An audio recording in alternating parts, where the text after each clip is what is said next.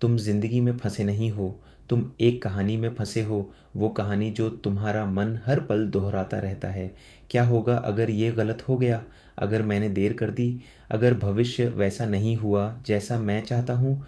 तुम इसे सोच समझ कहते हो, लेकिन सच ये है, ये डर है जो बुद्धिमानी का मुखौटा पहन कर बैठा है। मन तुम्हें भरोसा दिलाता है, अगर मैं सब कुछ सोच लूँ, सब कुछ कंट्रोल कर लूँ तो मैं सुरक्षित रहूँगा।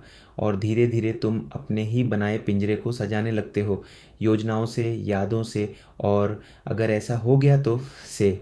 फिर एक दिन तुम उसी पिंजरे को घर समझने लगते हो, लेकिन जहाँ विचार कभी रुकते नहीं, वहाँ शांति रह ही नहीं सकती। मन इतना शोर इसलिए करता है क्योंकि तुम मौन को भूल चुके हो। मौन तुम्हारा दुश्मन नहीं है, वो तुम्हारा घर है। आज मैं तुम्हें ये नहीं सिखाऊंगा कि ज़्यादा सोचना कैसे रोका जाए, क्योंकि विचारों से लड़कर कोई भी कभी शांत नहीं हुआ। आज मैं तुम्हें दिखाऊंगा कि विचार असल में हैं क्या। मन का काम सोचना है, जैसे दिल का काम धड़कना। समस्या ये नहीं कि विचार आते हैं, समस्या ये है कि तुम सोचते हो मैं ही ये विचार हूँ। एक विचार आता है, मैं बेचैन हूँ, और उसी पल तुम बेचैन हो जाते हो। लेकिन ज़रा रुको, इस विचार को किसने देखा? वो जो देख रहा है वो बेचैन नहीं है, वो तुम हो। तुम तूफान नहीं हो, तुम वो आकाश हो जिसमें तूफान आता जाता है। जब तुम मन को चुप कराने की कोशिश करते हो, मन और तेज़ हो जाता है, क्योंकि कंट्रोल भी एक विचार ही है।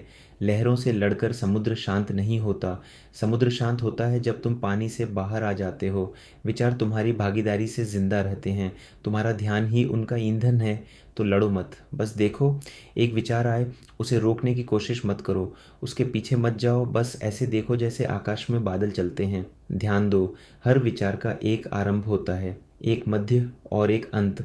वो कहीं से आता है और अपने आप चला जाता है। अगर तुम पकड़ते नहीं हो तो वो टिकता नहीं है। ज़्यादा सोचना कोई बीमारी नहीं है, ये सिर्फ गति है, जड़ता। जैसे पंखा बंद करने के बाद कुछ देर घूमता रहता है, वो अवज्ञा नहीं कर रहा, बस उसकी पुरानी ऊर्जा चल रही है। उसे असफलता मत समझो, बस देखो। और धीरे धीरे गति कम होने लगती है। यहीं कुछ अद्भुत घटता है। जैसे ही तुम विचार से अपनी पहचान हटाते हो, अंतर पैदा होता है, और उसी अंतर में शांति प्रवेश करती है, बिना प्रयास के। शांति का मतलब ये नहीं कि विचार कभी नहीं आएंगे, आएंगे, लेकिन अब वो चिपकेंगे नहीं। तुम सोचने वाले नहीं रह जाते, तुम देखने वाले बन जाते हो। और देखने से परिवर्तन अपने आप होता है। डर को पूरा देखो, वो समझ बन जाता है। चिंता को देखो, वो ऊर्जा बन जाती है। भ्रम को देखो, वो स्पष्टता बन जाता है, क्योंकि जागरूकता खुद बुद्धिमान है। अंधेरे कमरे में अंधेरे को हटाना नहीं पड़ता, बस दिया जलाओ और अचानक पता चलता है अंधेरा कभी था ही नहीं।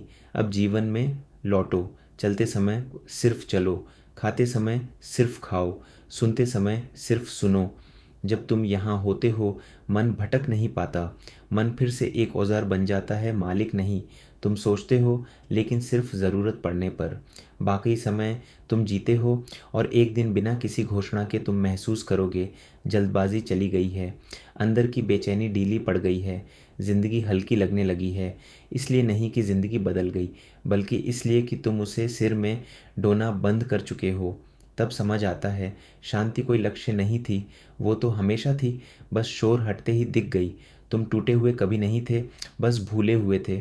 और अब तुम्हें याद आ गया है, तुम मन नहीं हो, तुम वो जागरूकता हो जो मन को दे रही है। तूफान नहीं, बस आकाश।